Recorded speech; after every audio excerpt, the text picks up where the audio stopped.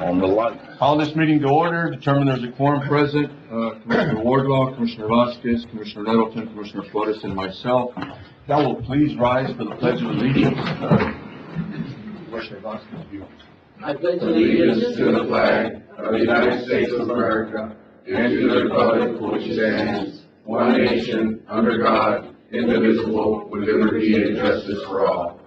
Honor the Texas flag. I pledge allegiance to thee, Texas, one state, under God, one and indivisible. Thank you all.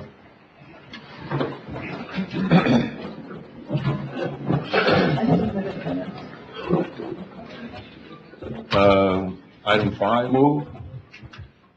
Have a motion, Commissioner Flores, second Commissioner Vasquez. All those in favor? Aye. Anybody against? Motion carries. Citizens' comments? There is none. What? Item 7, approving monthly reports from elected officials. Move. Motion, Commissioner Flores, second Commissioner Vasquez. All those in favor? Aye. Anybody against? Motion carries 5-0. Item 8, approving bills. Motion to approve, presented. Motion, Commissioner Flores, second Commissioner Vasquez. All those in favor? Aye. Anybody against? Motion carries 5-0. Item 9, discussion and possible action to approve the auditor's report. Move. Second. Have a motion, Commissioner Nettleton, second Commissioner Flores. All those in favor? Aye. Anybody against? Motion carries 5-0. Item 10, discussion and possible action on the following budget adjustments. This one was left out completely. $1,637 from contingency. Is this for this year's budget? Or That's for this year's budget, yeah. And it was completely left out, my bad. Motion to approve out of consideration. I have a motion, Commissioner Nettleton. Second. Are you already seconded? No, Okay. Commissioner Flores, second. All those in favor? Aye. Anybody against? Motion carries 5-0. We do have a treasurer's report. Item 11, discussion possible action to approve the treasurer's report. Motion to approve. Second. I have a motion, Commissioner Nettleton, second Commissioner Flores. All those in favor? Aye. Anybody against? Motion carries 5-0. Dr. Palau here? She's on Zoom. She's what? She's on Zoom. Oh, is she? Oh, okay. Well, let's do that. Presentation of plaque to honor, I skipped, didn't I? Adrian Vitela and Dr. Palau. We'll do Dr. Palau first. She's an individual that took care of us when we went through COVID, and she was all, and we hired as our health authority, local health authority, Dr. Gutierrez, JJ. And then after JJ, we hired Dr. Palau. And I will tell you, I don't know what I would have, and I don't know what the county would have done without her. And when we were going through it, her and Roland would stayed up, I guess, during all morning, early morning, to do reports to make sure that everybody had what they needed come the next morning. I told them that I was old, so if they could please quit sending me stuff about 1 o'clock in the morning. And then we would answer whatever they had sent us about 6:30 in the morning, but to give me a window there that, but it was amazing because you'd look at the emails and the text message that they were sending back to each other, all morning, trying to keep us safe. In recognition and appreciation presented to Laura Palau, in sincere appreciation and recognition for the loyalty service to Valverde County, there are no words to express our deep felt thanks. Your dedication, kindness, knowledge, and skill have been a blessing to us. We thank you for all that you have done. May you be proud of the work you have done, the person you are, and the difference you have made. And then it's signed at the bottom by the members of the court. Again, Dr. Palau, we'll get this to you. I don't know what we would have done without you. It was, yeah, we've been trying real hard not to cuss, but it was just a hell of a time that we went through. And the clinics, we went, we had the conversations with people that, people didn't want the vaccine, people did want the vaccine, people were pregnant, do we have to get the vaccine? She's sitting, one of them sitting out here, because it was gonna be mandated that, the federal government was gonna mandate that everybody that worked for government was gonna have to get a vaccine. And this court took a step that, bottom line is a 5-0 vote that felt we weren't gonna do it.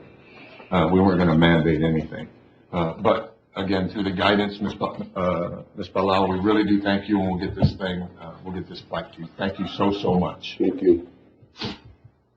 Thank you so much for this. I'm really honored, and working with the county was a life-changing experience, and thank you so much for the opportunity. Again, thank you so much, Doctor. Thank you. Thank you. Adrian, Mitela, we've got a flag for you. I'm not gonna read it because I start crying. But I will tell you, Adrian, we want a picture of your stats here right now, so we'll get a picture with everybody. You set the bar pretty high. I was going back and I was over my shirt, the wall. It was impressive in 2020, it started in 2019, I guess, and you were able to get the wall here, put it, Bank and Trust Field or Ramfield, whatever it's called, which was impressive. You know, if that didn't make you cry and you know, get you emotional, I don't know what would. We always, you know, and probably not the right way to start, but there was very few complaints. The calls that we got on you were all appreciative. You know, the 1 or 2 calls that I got, or 3 calls while you were here was, and they were just, I guess, just misunderstanding, because after a phone call that you called them back, they called me back and they said they really did appreciate, you know. But I will tell you that the calls that we got in an appreciation because of you were way outweighed anything that we got that was negative. We're going to miss you. I know that you're going on to bigger and better things. But again, we're going to miss you, and what you did for our veterans. And we hired Mr. Trevino, and like I told him, you know, the bar's been set pretty high. They're going to be tough shoes to fill, and we really do appreciate everything you've done for our veterans. Thank you, Judge. Thank you, Commissioners. Thank you, Valverde County. It's an honor. I'm still going to be here in the footprint and continue to serve the veteran community. But thank you so much for the opportunity. It was a blessing. It still is. So, thank you for everything. Well, we'd like to get a picture with you and your staff, if y'all don't mind.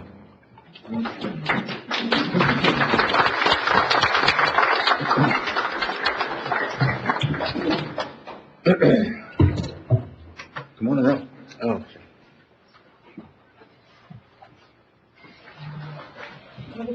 Yes, ma'am. Just up here, up front. Y'all stand up here, and y'all can, if you'll stand between both of y'all. Thank you.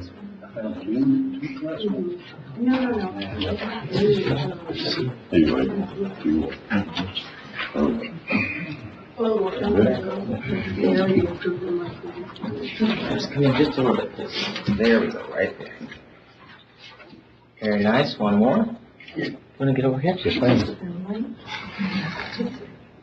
Thank you. Again, thank you so much.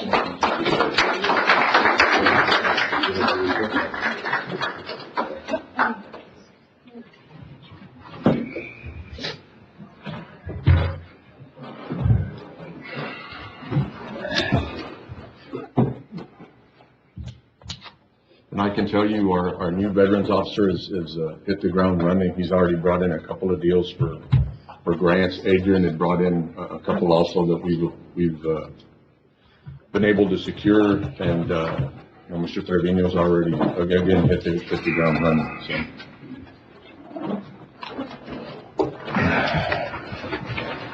Okay. Item 13, discussion possible act presentation update from our new veterans officer, Mr. Enrique Trevino, and to request funds for the annual veterans. Come on up. Family Member Appreciation Day and Luncheon. Thank you, Judge. Thank you, Commissioners. Honored to be here today. On November 9th at, from 11 a.m. to 1:30 p.m., we'll be having a Veterans County, Valverde County Veterans Appreciation Ceremony at the VFW. And so this event's been held for a few years. We've been a big part of it.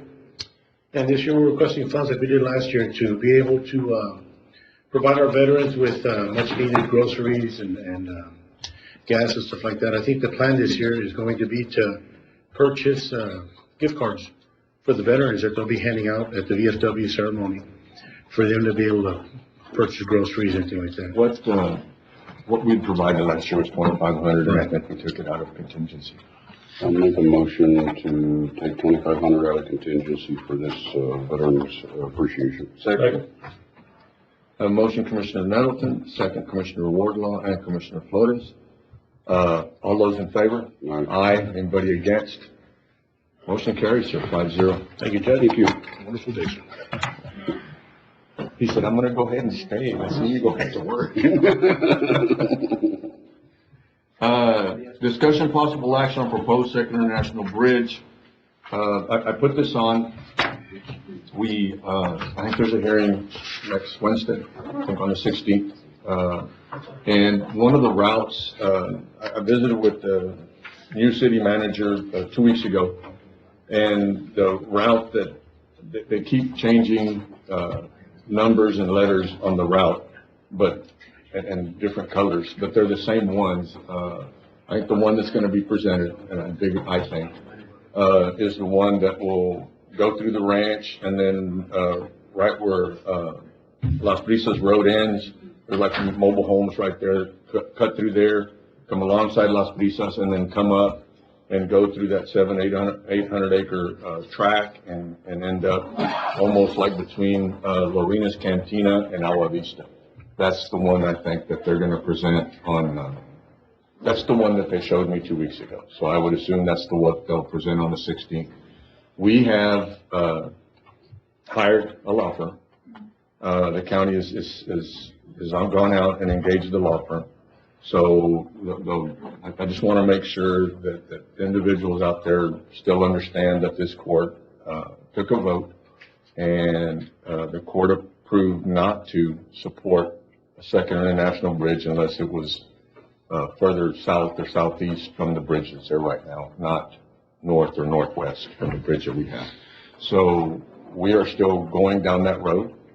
Our attorneys will be paying attention to whatever happens at the hearing, and then at the point that they do pick a route and say this is the ultimate route, then we will have to begin that process and start sending letters to Senator Cornyn's, Cruz, and all our federal representatives as well as our state representatives, and explain to them why we believe this is a good idea.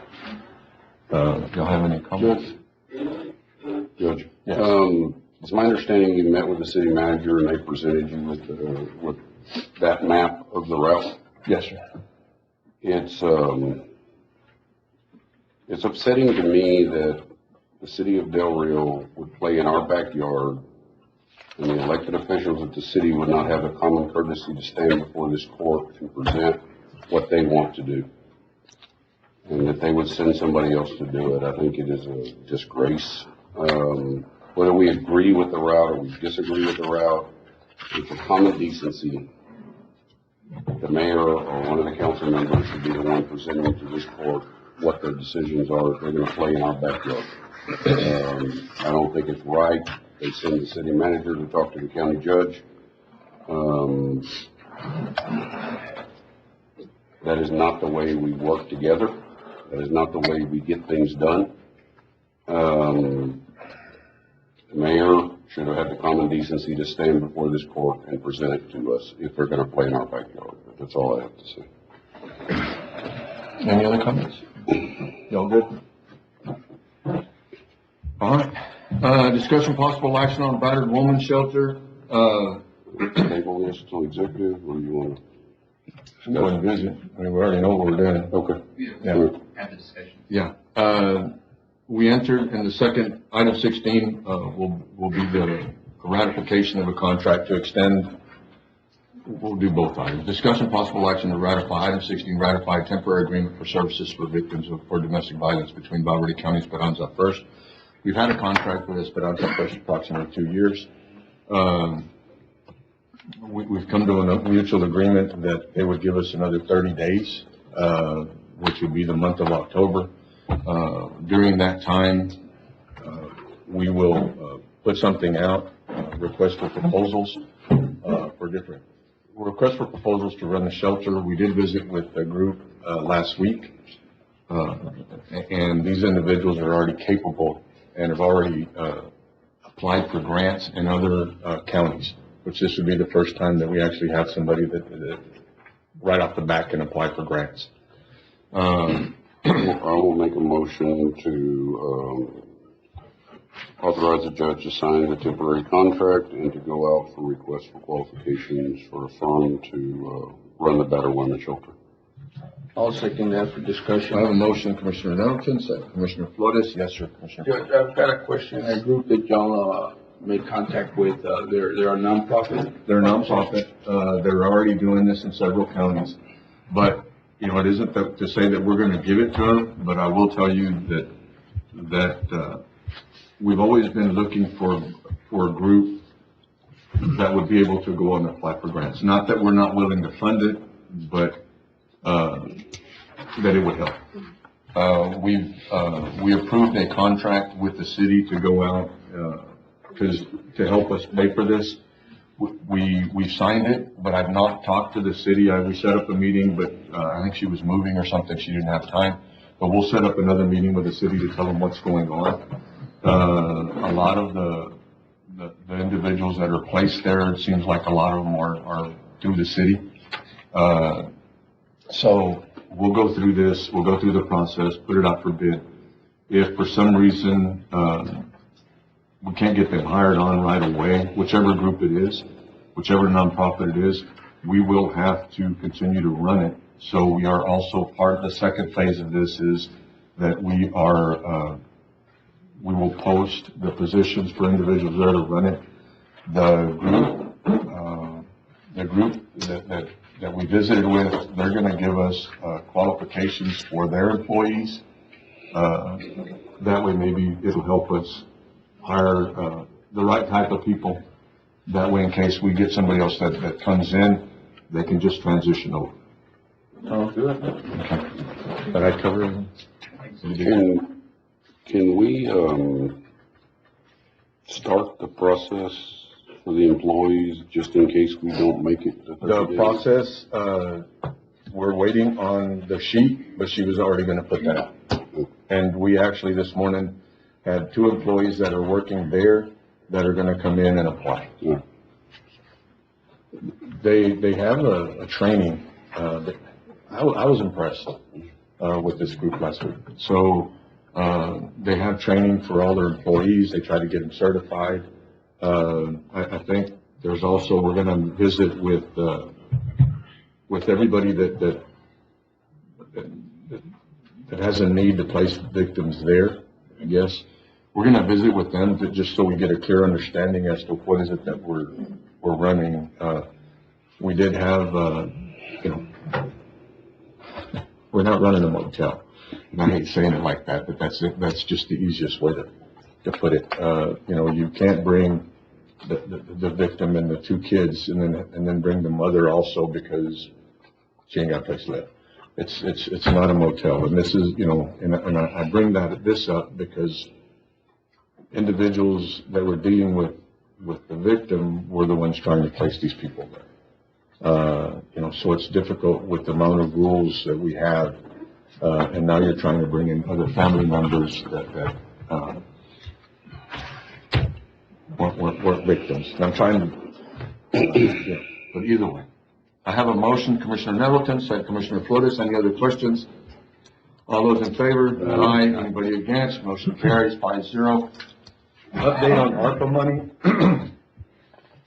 There's probably going to be some funds that are not going to be spent, but they're not going to be that. It's not going to be that much. Yeah. The sewer infrastructure, he's gone through all of that. Him and Rob and Carl have gone through all of that, and I think Carl's Rob's also added some money out of the money that we had through the self-help in order to do septic systems. The public health is one of the ones that will have a little bit of money probably left over. And, in a couple of weeks, in a couple of meetings, a month from now, we'll bring y'all back an update. We've got another item here also on Escondido, because that one's, we're gonna have to rush. Okay. Okay. Item 18, presentation on hazard mitigation plan, Roland. Good morning, Judge. Good morning, Commissioners, staff. So Judge, I just come before the court real quick to talk a little bit about the hazard mitigation plan. As the court is aware, we've entered into a partnership with Middle Rio Grande Council of Government to assist us in developing our plan. It's a 5-year plan. As the court knows, our plan expired in 2016, so this is serving more as an update to our plan. I've been working with the H2O Partners, which is the firm that Middle Rio Grande has contracted with to help us write the plan. We're in the planning phases of this particular plan at the moment, and we had a public workshop last week or 2 weeks ago. We had a stakeholders workshop that I know Chief Ortiz was a part of, and Chief Vargas with the county and the city and various other stakeholders. We'll continue to have these public meetings, but I've got Stevie O'Doul on the line with us, and she's just going to give us a quick overview on kind of where we're at with our plan in terms of processing all the paperwork that's necessary for the plan. This is a lengthy process, but we're doing all the work that we can and due diligence on the project as we speak. So, Does she have something for us? yes, sir. And the big thing from this is to bring this before the court. Judge and I visited, and it would be a good idea to get a consensus from the court on what projects that we want to proceed with in our hazard mitigation plan, and to identify which projects we want to proceed with, projects that are going to be feasible and going to be realistic in terms of mitigating over the next 5 years. Like flood, give us. Flood control, right, and flood mitigation, nature-based projects, vulnerable populations, anything that's going to impact our community to prevent there being loss of life or loss of property in the event of an emergency. It's my understanding the city is doing a flood plan right now. So from what I understand, the city has a flood plan. Now they're looking at a feasibility study of actually facilitating some projects to get those projects accomplished and done, and costs associated with that. So They've hired ICE, if I'm not mistaken. Yes, sir. One of the companies that we visited with yesterday, to do a survey. Some of the properties though that they're looking at, They fall outside the city, don't they? yeah, they're outside the city limits. And not only that, a couple of them, I don't think they've talked to the people that they want, that have the property in order to build a retention system. So, we'll probably, at some point, I'm sure that they'll engage us once they come back with, ICE comes back with some type of plan. I'm being nice. So we'll see what happens. But yeah, they've got to take care of, it would be nice if they took care of their stuff within the city limits. right. And then visited with us so we could figure out what we could do outside the city limits. One of the projects in Precinct 2, the retention system that they've come up with, up above, I guess in the low estates or above the low estates. Right. That did come up in the public workshop. Yeah, And that landowner's gonna freak out. He's not gonna give up a bunch of his land, to dig a hole. right. But yes, we're working. So Judge, if we may, can Stevie Ann give her a little presentation yeah, from please. H2O? Go ahead. Stevie, are you there? I am. How are you guys this morning? Good. All right, can you guys see my screen? I'm sharing it now. Yes. Okay, perfect. So as Roland said, my name is Stevie Ann O'Donnell. I am the Mitigation Outreach Coordinator for Middle Rio Grande and their 9 regional hazard mitigation plan development. So Val Verde County is one of 9 plans we will be developing. We'll start rolling these out in December. We have a tentative draft plan due to you guys around June of next year. So we have some time to really work with you guys on finalizing this project list that Roland is talking about. Excuse me. The purpose of the plan, Roland briefly touched on it, is really just enhancing the resiliency of Val Verde County. City of Del Rio is participating as a separate entity. So what that means is they will also have their own project list. They will be able to go out for FEMA mitigation grants on their own. They do not need to rely on the county to go after grants on their behalf. So you both will have your own project list in this plan. In addition to that, you both will be able to go after mitigation grants on your own terms over the next 5 years once the plan is approved. As Roland mentioned, we are updating your 2011-2016 hazard mitigation plan.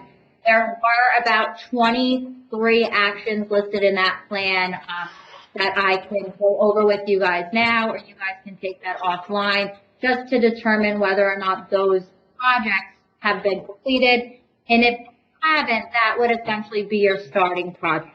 If you still would like to implement those projects, we can carry them over. Or essentially, we can start from scratch in plan development.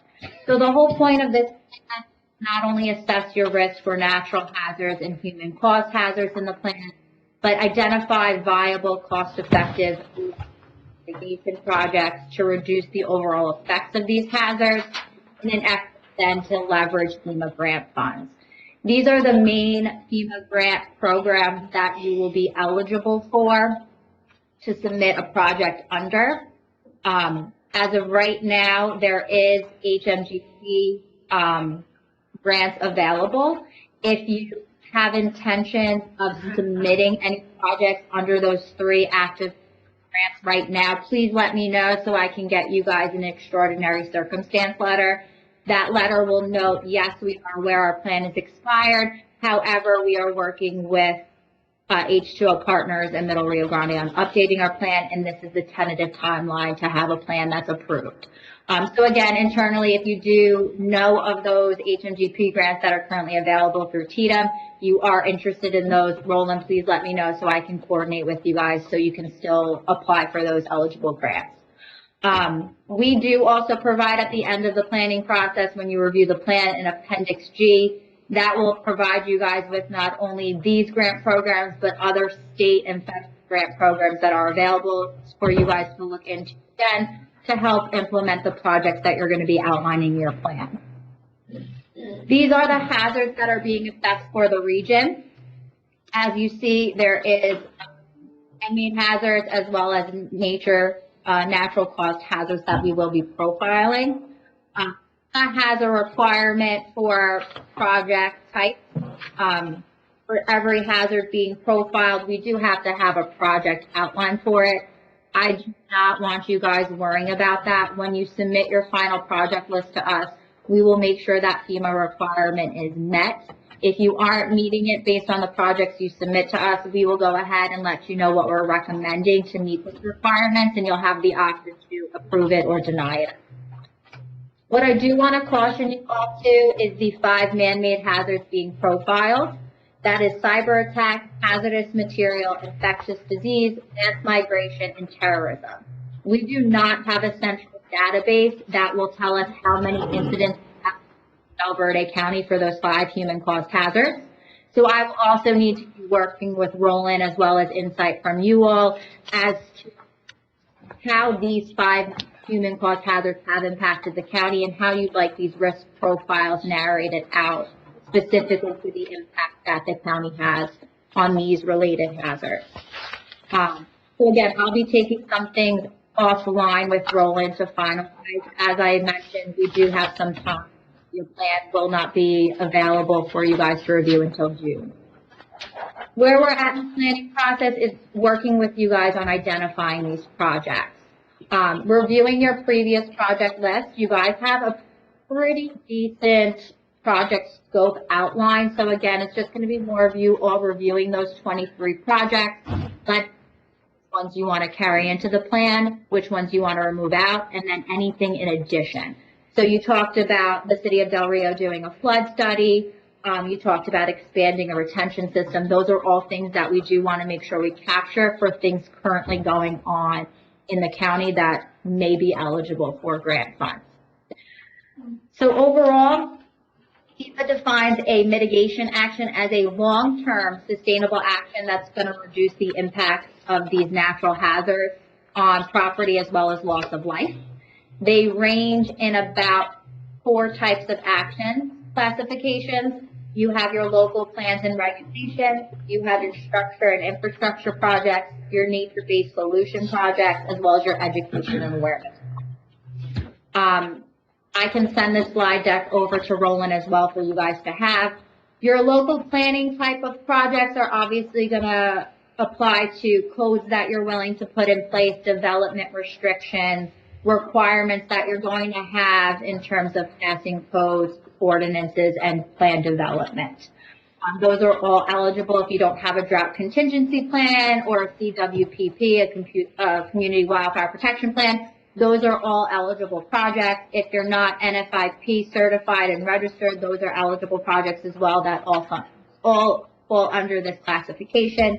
If you are looking to do studies or analysis of certain areas that are at high risk in your community, those are also eligible projects that would fall under education awareness and then tie in obviously to local planning.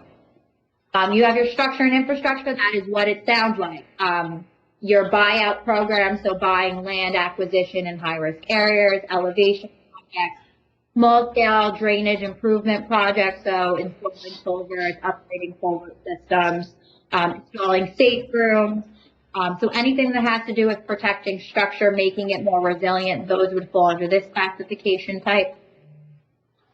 Your nature-based solutions are what it is using the land and the built environment to protect itself. So that would be your fuel reduction program for high-risk wildfire areas, the removal, sediment control, fusion control, things like that. And then last but not least is there's some funds allocated towards education awareness. So your warning signs, radio systems, and then ultimately how are you going to notify your community of potential hazards impacting the area and ways they could themselves protect themselves as well as their property from risk. As I mentioned, we are at the stage where we're developing these projects and submitting them. We do have a tentative due date for October 17th. That's more or less for the first plan we're working with. I will be working with you guys and in turn Roland to make sure we have a comprehensive finalized list that the Commissioner's Court is in agreement on. And as I mentioned, we are looking at 9 regional clusters in a phased order starting in December. We do have Val Verde tentatively, your draft plan will be available in June of 2025 for your review. So I guess at That this is a point, brief overview. So if you guys have any questions, feel free to throw it at me. Otherwise, we can kind of work during this meeting to go over anything else that you might want to discuss in terms of project identification, or we can take it off, Roland and I. Thank you for your time. if y'all don't mind, if y'all will get us a list of projects within your area that you think we need to tackle, so we can go ahead and get them to her. All right, and then we'll bring this back. Right, and I can email Liz an all hazard kind of list of the things that y'all can look at to identify what projects you want to work on. And right now, if you'll, like we talked about when I walked up right now. Give us a if you copy. will, yeah, make Yes, sure sir. that they get a copy of all this. Will do. That work? Yes, sir. Y'all got any questions? All right, yeah. Thank you, Steve. Thank you. Good to see you, Roland. I sir. Good to appreciate see your you, sir. time. Have a great day. We'll be in touch. That was good.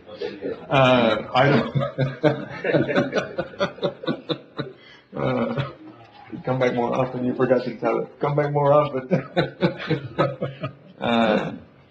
I will tell you though, on road in the defense though, we had the deal the other day, with TDM.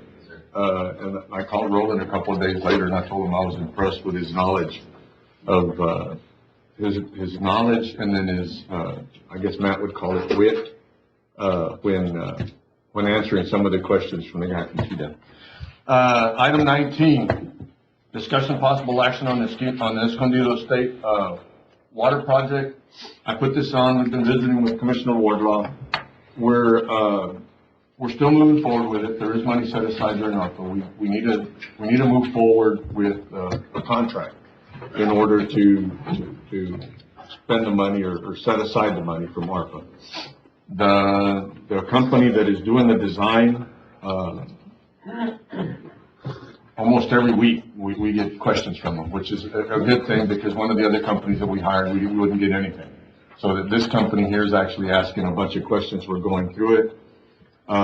2 point some odd miles is the closest, three-phase power.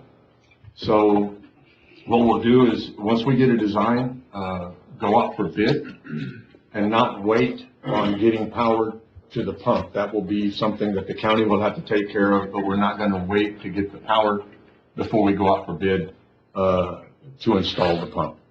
So, that's where we're at. Wanted to put it on just to make sure that everybody knows that we're still moving forward. It's not dead.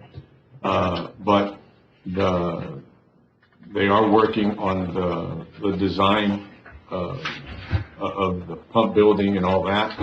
The power, Albert, I got an email yesterday, the day before, Albert was, come on up.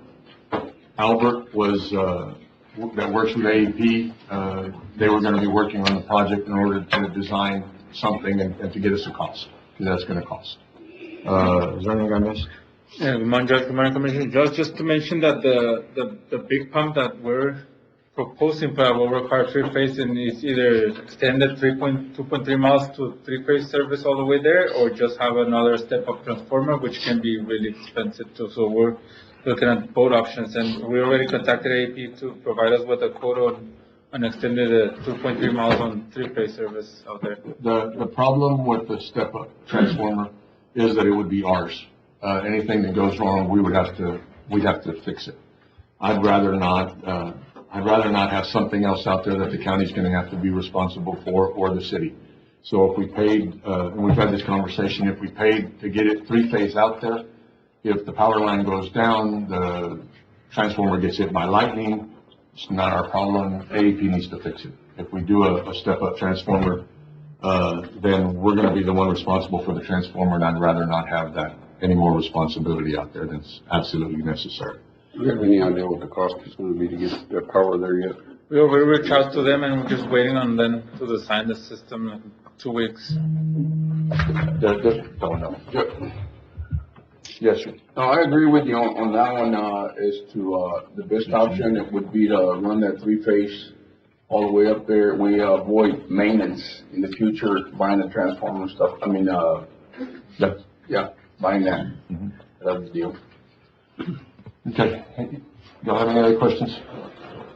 Okay. Thank you, sir. Thank you. Item 20, discussion possible action recognizing October as Breast Cancer Awareness Month. Proclamation declaring October 2024 as Breast Cancer Awareness Month, whereas Breast Cancer Awareness Month is a worldwide annual campaign in October involving thousands of organizations to highlight the importance of breast cancer awareness, education, and research. And whereas according to the Centers for Disease and Prevention, breast cancer is the most common cancer among women. And whereas increasing the public knowledge about the importance of early detection of breast cancer, diagnosis, and treatment can save lives. And whereas we display pink ribbons and wear pink clothing to raise awareness, we also support those courageously fighting breast cancer and honor their lives lost for the disease. And whereas Breast Cancer Awareness Month is an opportunity to unite all citizens in our community to prevent breast cancer death through increased education and regular screening. And whereas this October we recognize breast cancer survivors, those currently battling the disease, friends and families of the diagnosed patients, and applaud the efforts of our medical professionals and researchers working to find a cure. Now therefore, be it resolved that the Valverde County Commissioners Court, on behalf of all residents of Valverde County, does hereby proclaim October 2024 as Breast Cancer Awareness Month. Valverde County encourages all employees and residents to raise awareness by wearing pink on October 18th, 2024. This resolution shall become effective immediately upon passage by Valverde County Commissioners Court. Make a motion to approve in honor of my wife, who didn't make it through finish. Second. I have a motion, Commissioner Nettleton, second Commissioner Flores. All those in favor? Aye. Anybody against? Motion carries 5-0.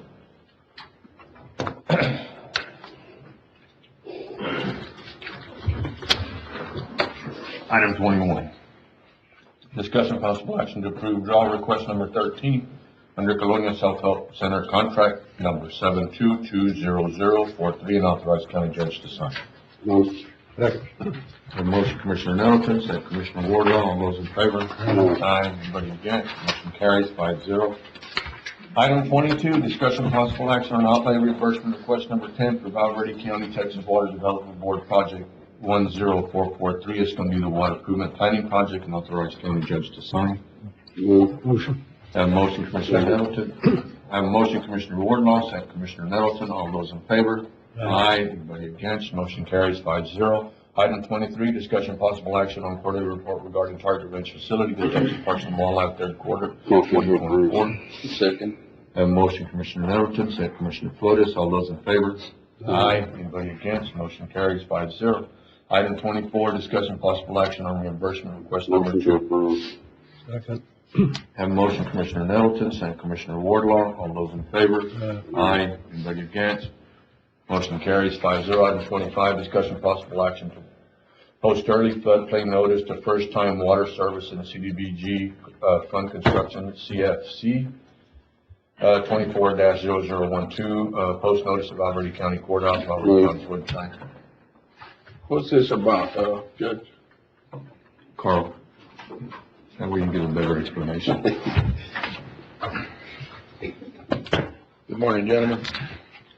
This is part of the environmental clearance on the Val Verde County's new award that they've been announcing going to receive in the amount of $1 million.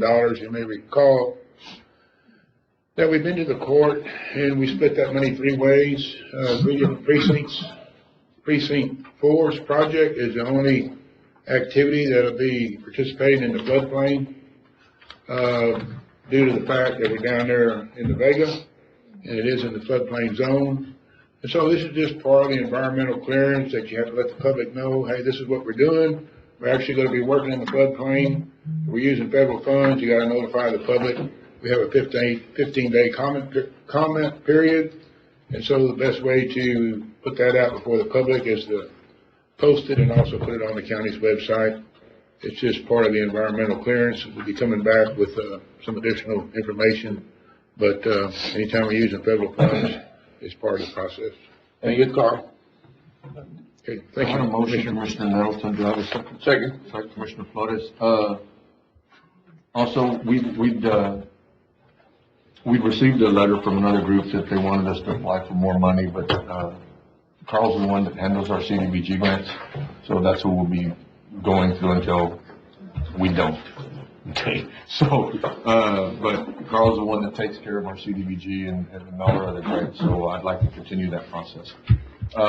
Also, there's more money available, but it's like everything else. We got to finish one project before we can take off and go apply for another, right? So, after we get done with these projects, we can continue with other stuff. I have a motion, Commissioner Nettleton, second Commissioner Flores, all those in favor? Anybody against? Motion carries 5-0. Item 26, discussion possible action approve payment of invoice number 11 to Richard Zamora in the amount of $61,659. Judge, I'll make a motion approving item 26 and 27 as presented. Okay, let me read number 27. Item 27, discussion possible action approve payment of invoice number 12 to Richard Zamora, Texas Infrastructure Development Group for engineering services on Senegas Road. Project amount on this one is $39,806.71. I have a motion, Commissioner Flores. I have a second on both items 26 and 27. All those in favor? Aye. Anybody against? Motion carries 5-0.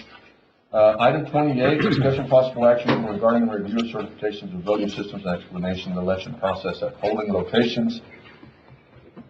I asked, we're getting phone calls about that our machines are going to get hacked, and it's like everybody's freaking out over something that's not going to happen because we're not hooked up other than to the wall plug.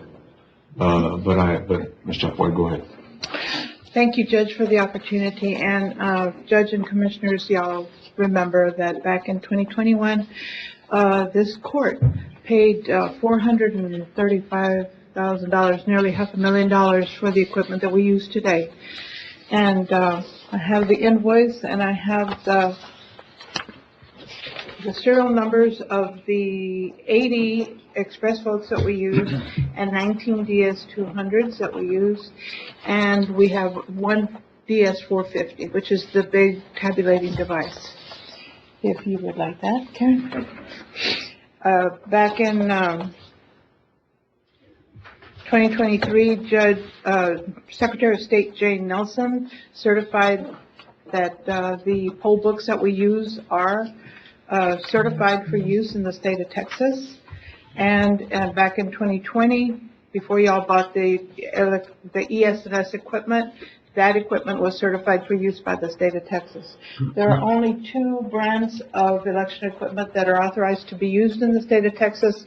That is HART, which we used to use, and now we use the ES&S equipment, and that is certified also by the state of Texas. Cynthia and Ruby are my 2 election clerks. If y'all have any questions, or Cynthia, you want to? I'm going to make some comments, and you correct me if I'm wrong. You go get registered to vote at voter registrar. That person inputs the information, you get registered, then it comes out where y'all can see it. That person, and I'm just really going to simplify this, but this person, you go to vote. We've had some issues I guess yesterday we had a conversation. We had some issues on Teams with the state, that some of the stuff looks like it's fixed and then it's not fixed. We have some issues right now that we're going to be dealing with during this meeting and after this meeting with information that's being put in.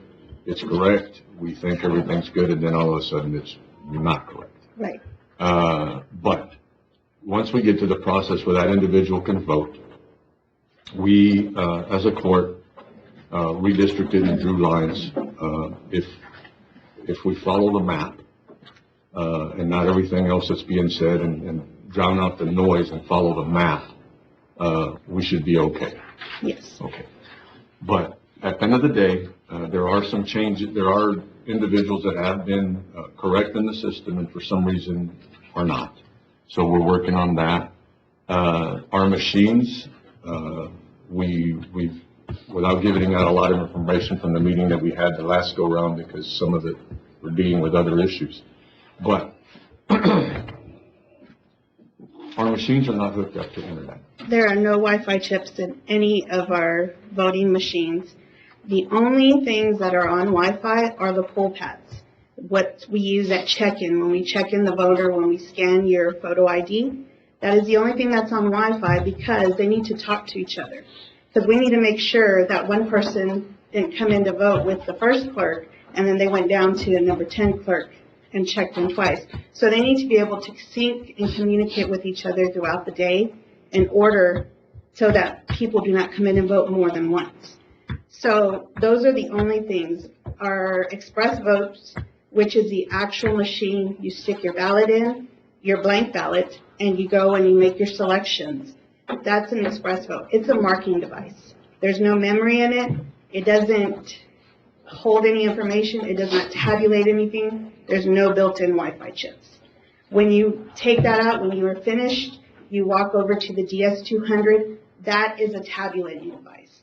That you stick your ballot in, it marks, it takes it in, and it counts. But everything is held in the USB drive.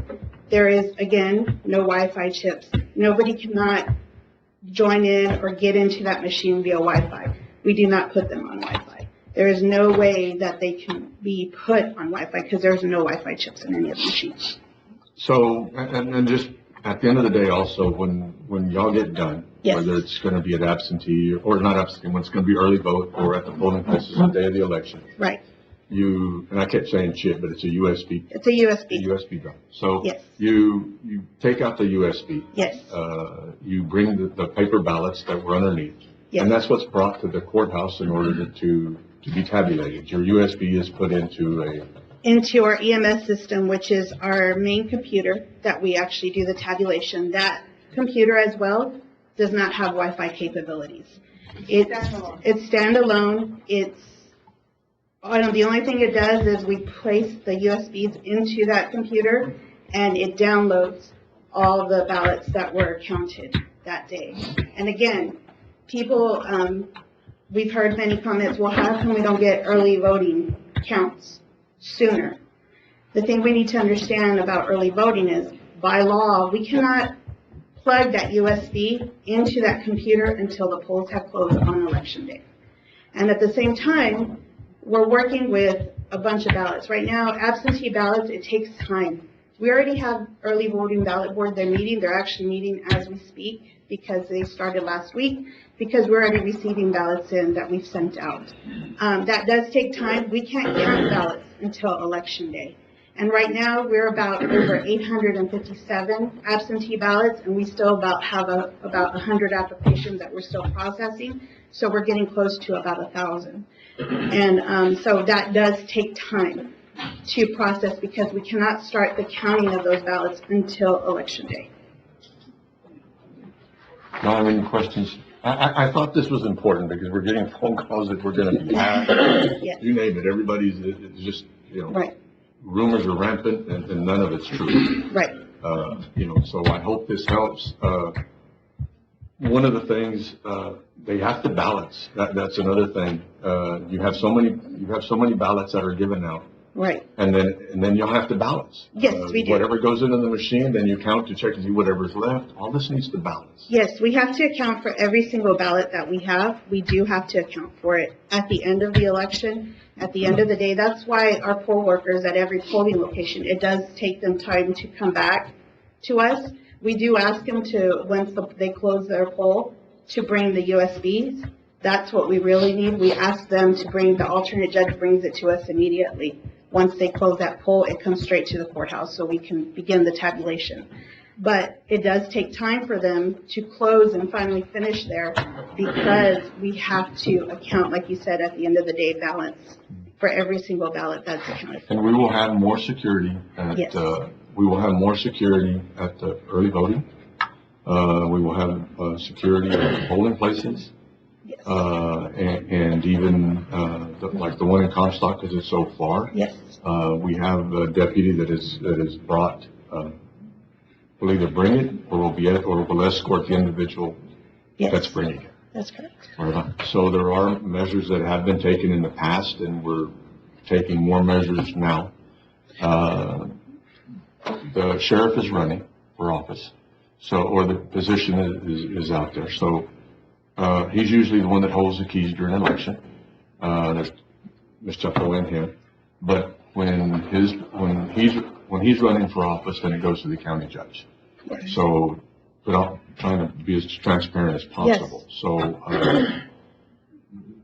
the holding of the keys, or the other set of keys, will be the county judge's responsibility when the sheriff runs for office, and then Yes. vice versa. Judge, and all of our ballots are serially numbered. All of the early voting ballots have my name on them or my initials, and on election day, the presiding judge signs every ballot.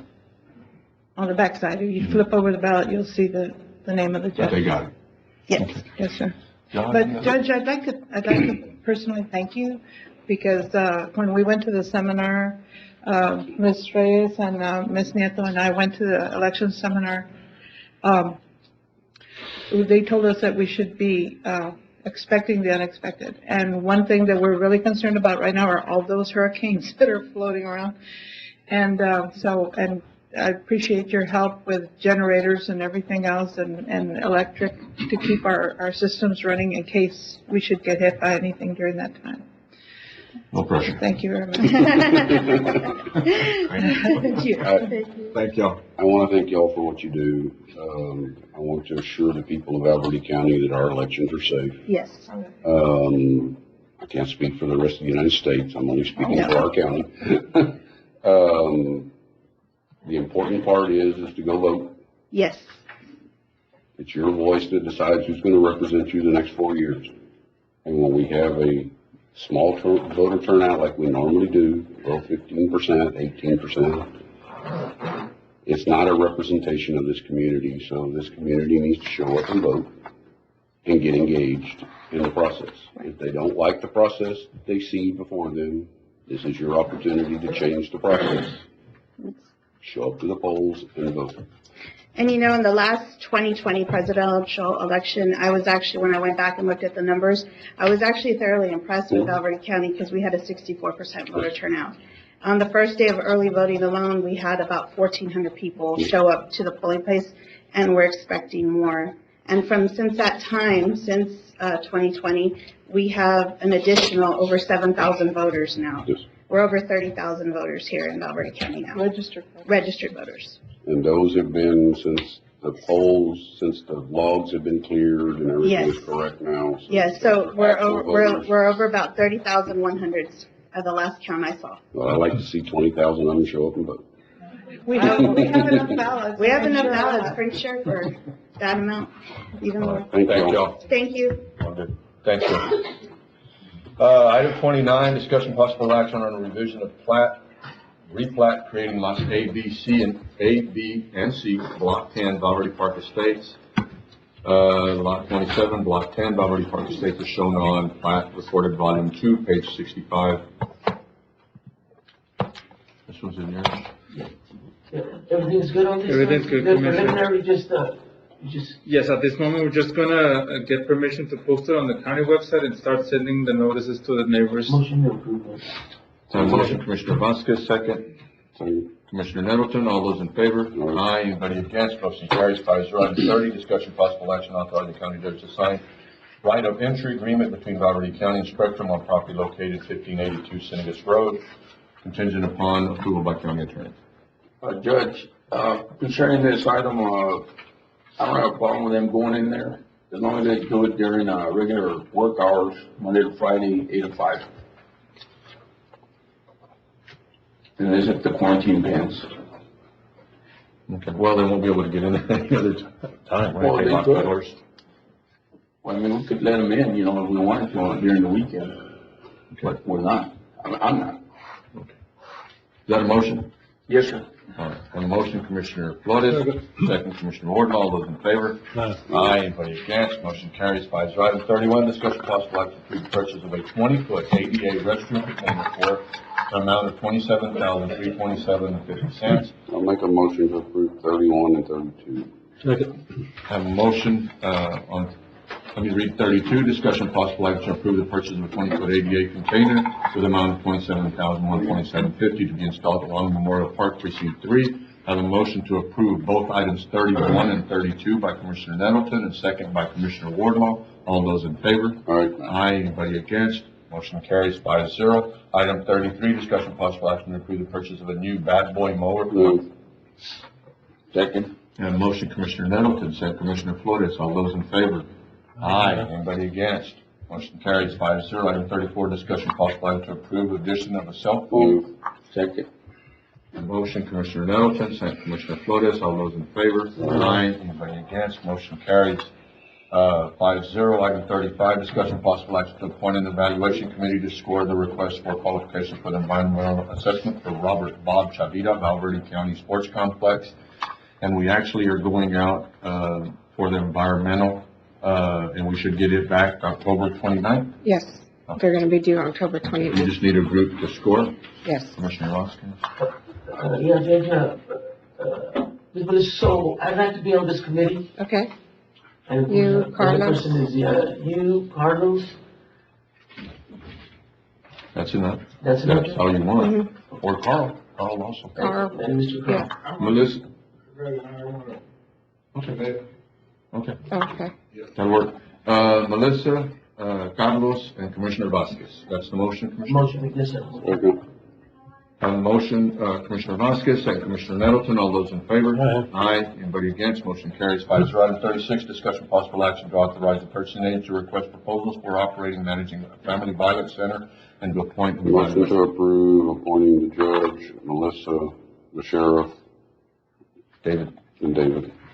I'll second that, Judge. I have a motion, Commissioner Nettleton, second Commissioner Vasquez, all those in favor? Aye. Anybody against? Motion carries 5-0. Item 37, discussion possible action on the right to person agent to solicit bids to change the ceiling and floor tile on the older side of the community center, precinct 4, funding, precinct 4, ARPA money. Motion to approve, Judge. It just, there's a minor change there from bids. I had asked to go out for quotes. The reason being bids, they gotta provide a bond, and quotes, just insurance. So you are requesting Quotes. quotes? Okay. Second.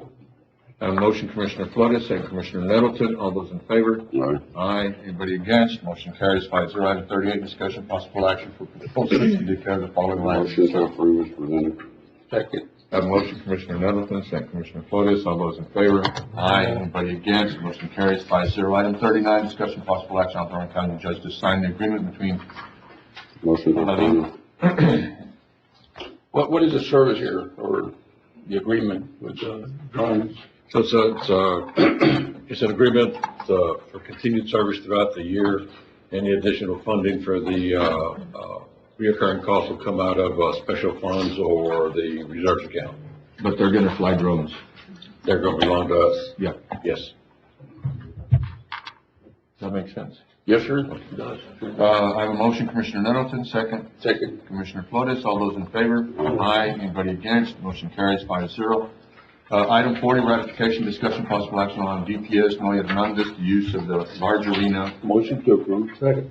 I have a motion, Commissioner, Flores, second, Commissioner Wardlaw, all those in favor?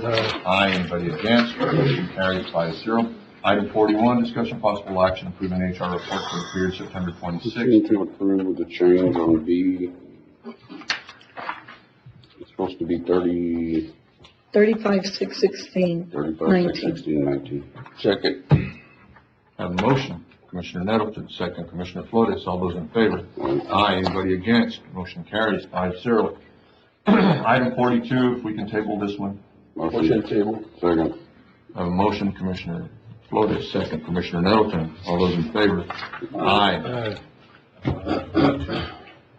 All right, item 43, closed session consultation pursuant to Texas Government Code 551.071, parentheses 2, attorney-client privilege, B 551.071, parentheses 1, parentheses 8, contemplated litigation, C 551.072, regarding the purchase, exchange, lease, or value of real property, and possible action open session, D 551.073, regarding negotiated contract, lease, or value of real property, possible action open session thereafter, E 551.076, regarding security license, security audits, and security personnel. Y'all take a little 5-minute break, and then give us the room, and go into executive session. There we are, we're ready. Commissioners Court, come back in session. No action was taken in executive session. We had tabled one item, which was item 42. Discussion possible action regarding, providing assistance for justice of the peace, including but not limited to registration and inquest. Judge, I'll make a motion under Texas Government Code 27.055 that authorizes you to appoint a temporary justice to that, and that the money come out of salaries, and if it needs to at the end of the year, we'll adjust the salaries. I'll second that. A motion, Commissioner Nettleton, second, Commissioner Flores. All those in favor? Aye. Anybody against? Motion carries 5-0. Item 44, Commissioners' comments. None. Item 45, County Judge's comments. None. Item 46. Motion, Commissioner Nettleton, second, Commissioner Vasquez. Yes, sir. Second, Commissioner Vasquez. All those in favor? Aye. Anybody against? Motion carries 5-0. Thank y'all.